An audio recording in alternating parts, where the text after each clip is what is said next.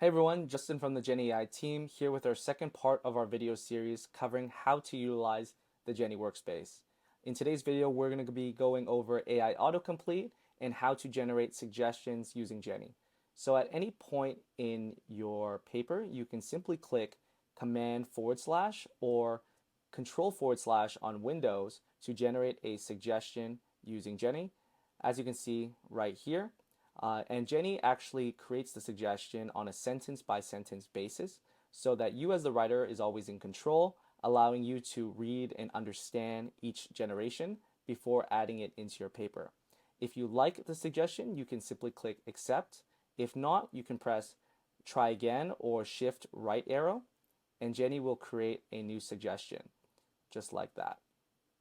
If you don't like any of the suggestions, you can simply click or write at yourself, and whenever you're stuck, you can press the keyboard shortcut Command/ again, and Jenni will create a suggestion.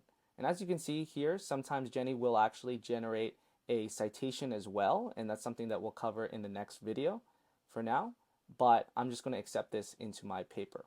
If you don't want to manually click the keyboard shortcut each time, you can actually toggle that off in our settings, where you can actually enable automatic suggestions right here, and Jenni will create additional suggestions automatically for you.